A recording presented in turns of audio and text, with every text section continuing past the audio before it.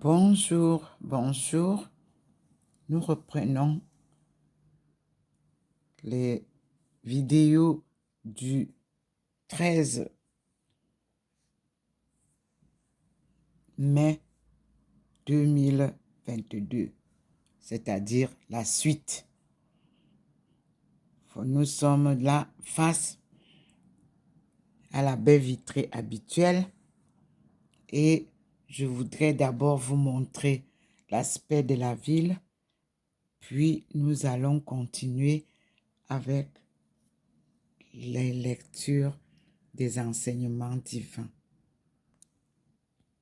Voici Saint-Louis en ce matin, comme je vous ai dit, après la pluie hier. Et le Seigneur tient à vous montrer qu'il est omniprésent. Et vous voyez vous-même la ville, et vous avez sa présence, comme ça dandine toujours. Vous avez sa lumière sur la table, malgré le ciel brumeux. Voyez vous-même comment lui, il pénètre dans la maison comme tous les matins du ciel. Vous voyez vous-même, il a tenu à ce que je vous le montre. Et nous entrons dans la maison ensemble. Voyez comment le poignet brille. Nous entrons ensemble dans la maison pour continuer à écouter les enseignements du Seigneur selon la Bible.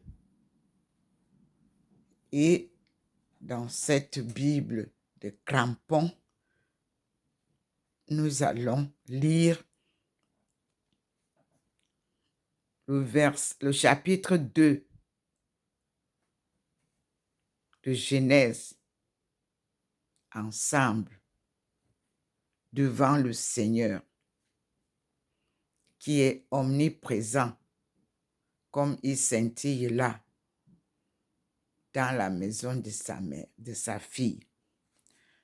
Je vous ai dit que je déplace les choses, je mets des décors un peu différents pour que nous puissions nous retrouver quand nous allons écrire le livre des témoignages de ces apparitions, que chaque jour est quelque chose de différent. Vous voyez que j'aime la chaise de travail à côté de l'étagère qui nous représente la présence divine. Dieu le Père en bas, le Fils au milieu et le Saint-Esprit en haut.